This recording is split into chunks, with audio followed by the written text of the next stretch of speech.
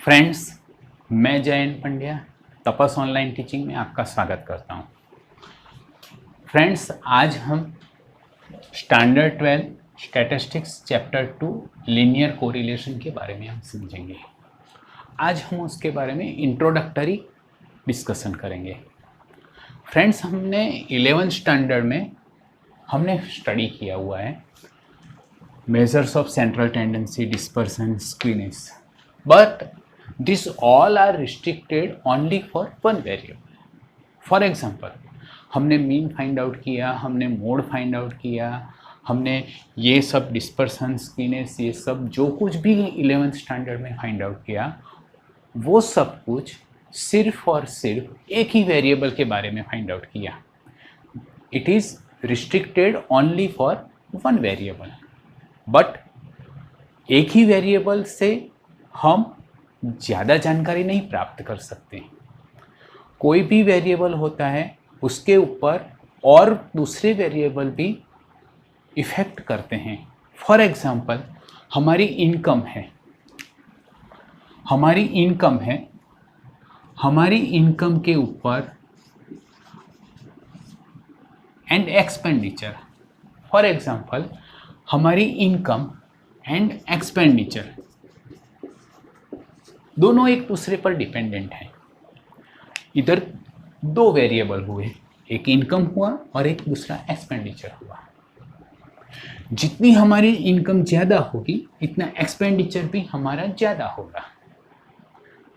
तो कोरिलेशन हमें क्या सिखाता है कि ये जो कोई भी दो वेरिएबल होते हैं, इसमें कोई रिलेशन है कि नहीं है। यदि रिलेशन है तो किस टाइप का रिलेशन है, ये हम लीनियर कोरिलेशन में सीखेंगे। Friends, variable means what? जो वेरी होता है, जो चेंज होता रहता है। मतलब इनकम चेंज होती रहती है, टेम्परेचर चेंज होता रहता है, एक्सपेंडिचर चेंज होता रहता है। ये सारे वेरिएबल हैं। हमारी एज भी वेरिएबल है, हमारा वजन भी वेरिएबल है, वो भी सेम नहीं रहता है। मतलब जो चेंज होता रहता है, which varies is known as variable. Friends, हम 11th स्टैंडर्ड में जो सीखे वो सब यूनिवेरिएबल था। What is univariable? It is obtained by only one variable. If the information is obtained by only one variable, it is known as univariable distribution. हम for example marks and number of student,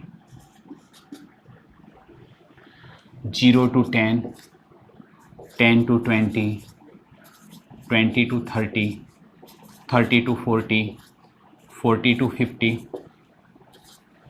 और number of जो student हैं वो 10 है, 20 है, 30 है, 10 and 5। Total number of student 75। Right? ये जो डिस्ट्रीब्यूशन है उसमें एक ही वेरिएबल इन्वॉल्व हुआ है। कौन सा वेरिएबल इन्वॉल्व हुआ है? मार्क्स का वेरिएबल इन्वॉल्व हुआ है। तो ये कौन सा डिस्ट्रीब्यूशन हुआ? यूनिवेरिएबल डिस्ट्रीब्यूशन हुआ। Right? What is univariable distribution? If the distribution is obtained by only one variable, it is known as univariable distribution. Okay, एक ही वेरिएबल से हम पूरी इंफॉर्मेशन प्राप्त नहीं कर सकते। दो वेरिएबल या दो से ज़्यादा वेरिएबल एक दूसरे के ऊपर रिलेट करते हैं। जो इंफॉर्मेशन में दो वेरिएबल की इंफॉर्मेशन हमने प्राप्त की है, तो उसको बाइवेरिएट डिस्ट्रीब्यूशन कहेंगे। The information obtained for two different characteristics at the same time is known as bivariate distribution. For example, हम इनकम और एक्सपेंडिचर, कितनी इनकम है और उसके हिसाब से एक्सपेंडिचर कितना होता है, ये दोनों वेरिएबल इन्वॉल्व करके हम डिस्ट्रीब्यूशन बनाते हैं। तो वो कैसा डिस्ट्रीब्यूशन हुआ? बाइवेरिएट डिस्ट्रीब्यूशन हुआ। हम प्राइस और डिमांड ये दोनों वेरिएबल को साथ में लेके डिस्ट्रीब्यूशन बनाते हैं, तो वो कैसा डिस्ट्रीब्यूशन हुआ? बाइवेरिएट डिस्ट्रीब्यूशन हुआ। हम 12th स्टैंडर्ड में हमारी स्टडी दो वेरिएबल डिस्ट्रीब्यूशन के ऊपर रिस्ट्रिक्ट करेंगे। हमने देखा कि टू वेरिएबल्स एक दूसरे के ऊपर डिपेंडेंट होते हैं साइमल्टेनियसली, इनकम और expenditure, price and demand etcetera. अब हम ये जो इंटरडिपेंडेंट होते हैं इसको हम कोरिलेशन कहते हैं। अब हम meaning and definition of correlation के बारे में समझने का प्रयत्न करेंगे। हमने देखा कि in many situation simultaneous changes are seen in the values of two variables. एक साथ दो वेरिएबल में चेंज होते हैं। उसके दो रीज़न हैं। एक reason cause effect relationship and second reason values of two variables change due to the effect of some other factors. हम समझने का प्रयत्न करते हैं what is cause and effect relationship. मैं एक सिंपल एक इलस्ट्रेशन देता हूँ। सपोज मान लो आज आपको आपका कोई फ्रेंड एक जोर से थप्पड़ लगाता है, आप क्या करोगे? देखते रहोगे? नहीं, हम क्या करेंगे? उसको दूसरी थप्पड़ लगा देंगे। हमने दूसरी थप्पड़ क्यों लगाई? क्योंकि उसने हमको थप्पड़ लगाई थी। उसने हमको जो थप्पड़ लगाई थी वो कॉज हुआ और उसके सामने हमने जो दूसरी थप्पड़ मारी वो इफेक्ट हुई। ऐसे ही दो वेरिएबल में एक कॉज होता है जिसकी वजह से दूसरे वेरिएबल इफेक्टेड होते हैं। For example expenditure and saving. हम ऐसा समझते हैं कि इनकम सेम है, इनकम में ज़्यादा चेंज नहीं होता है, तो एक्सपेंडिचर जितना बढ़ेगा तो हमारी सेविंग क्या होगी? कम हो जाएगी। एक्सपेंडिचर यदि जो इंक्रीज होगा तो हमारी सेविंग कम होगी। फॉर एग्जांपल हमारी income monthly income for example 50,000 है,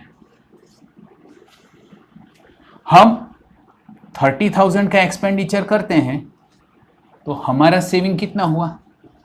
20,000 का। अब हम 40,000 का एक्सपेंडिचर करते हैं तो हमारा सेविंग कितना हुआ? 10,000 का। मतलब हमारा जो सेविंग है वो एक्सपेंडिचर के ऊपर डिपेंडेंट है। तो मुझे बताइए कौन सा कॉज हुआ? Expenditure. Because of increase in expenditure our saving decreases, right? मतलब इसमें एक कॉज होता है और उससे इफेक्ट होती है। ऐसा जो रिलेशन होता है उसको कॉज इफेक्ट रिलेशनशिप कहते हैं। सेम ऐसे ही rainfall of a region and yield of rice of that region. जितना ज़्यादा रेनफॉल होता है अप टू सम एक्सटेंट, इतना यील्ड ऑफ राइस इंक्रीज होता है। यील्ड ऑफ राइस किसकी वजह से इंक्रीज होता है? Rainfall of a region. Means rainfall of a region is cause हुआ और उससे इफेक्ट क्या हुआ? Yield of rice. मतलब दो वेरिएबल में कॉज एंड इफेक्ट रिलेशनशिप होती है। दूसरा, values of two variable change due to the effect of some another factor. For example हम बारिश में रेनकोट पहन के जाएंगे और पार्टी शूज पहनेंगे क्या? नहीं। कौन सा शूज चाहिए हमको? रेनी शूज चाहिए। मतलब जितने रेनकोट ज़्यादा बिकेंगे इतने ही रेनी शूज ज़्यादा बिकेंगे। मतलब दोनों एक दूसरे के ऊपर डिपेंडेंट है। लेकिन बारिश ही नहीं हुई तो बिकेंगे क्या? नहीं बिकेंगे। मतलब ये दोनों की सेल किसके ऊपर डिपेंड है? Some another factor and that factor is monsoon. मतलब sale of raincoat and rain shoes they are not direct cause effect relationship, they have no direct cause effect relationship, but it is the values of both variable increases in monsoon.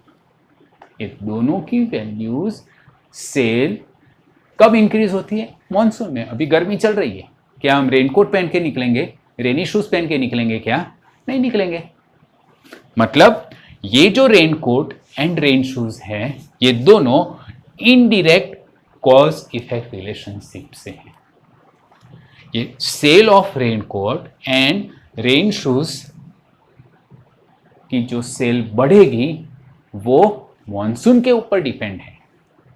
तो इसको क्या कहेंगे हम? Indirect cause effect relationship. Friends, अब हम correlation की definition को समझने का ट्राई करते हैं। कोरिलेशन की डेफिनेशन क्या कहते हैं? हम किसे कोरिलेशन कहते हैं?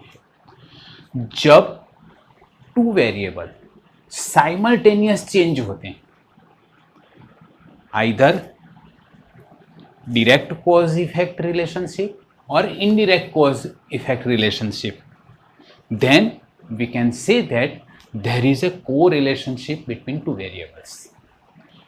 If there are simultaneous changes in the values of two variables, if there are simultaneous, एक साथ चेंज होता है, कब?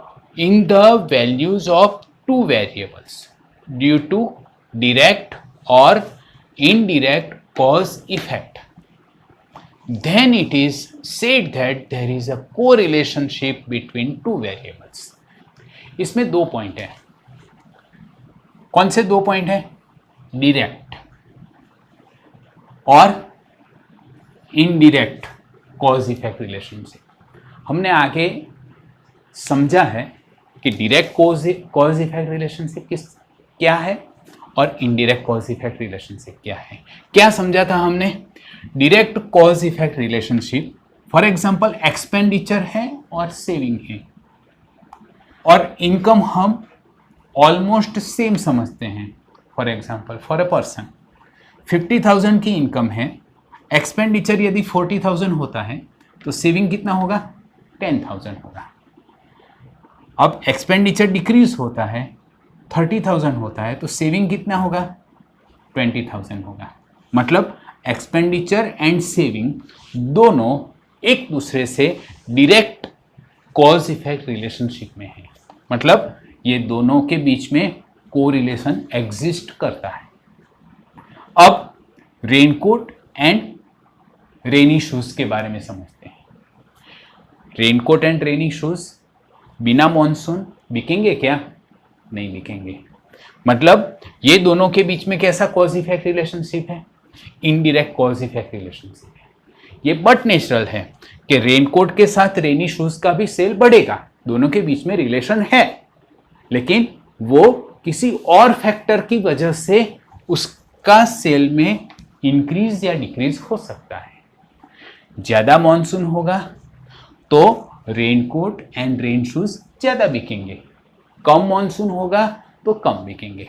मतलब इसमें ये जो इफेक्ट हुआ ये रेनकोट एंड रेनी शूज का, वो मॉनसून की वजह से है। इसको क्या इफेक्ट हुई कह सकते हैं अपन? इनडायरेक्ट इफेक्ट हुई कह सकते हैं। मतलब ये दोनों के बीच में कोरिलेशन है, but it is because of indirect cause effect relationship. It is because of indirect factor. Thus we can say that what is called correlation? If there are simultaneous changes in the value of two variable, हम याद रखने का प्रयत्न करते हैं, if there are simultaneous changes, not only changes, simultaneous, दोनों साथ में चेंज होते हैं। ये कभी चेंज हो दूसरा बाद में चेंज हो ऐसा नहीं चलेगा, दोनों साथ में चेंज होना चाहिए। If there are simultaneous changes in the values of two variable, कब चेंजेस हो गए? It is due to direct or indirect cause effect, then it is said that there is a correlationship between two variables. Friends, हमने अब introduction of correlation समझा और definition of correlation समझा। अब आगे हम कोरिलेशन कब एक वेरिएबल बढ़ता है तो दूसरे वेरिएबल पर क्या इफेक्ट वो भी बढ़ता है, एक वेरिएबल बढ़ता है और दूसरे वेरिएबल कम होता है, तो ये सब के बारे में हम नेक्स्ट लेक्चर में समझेंगे। Thank you.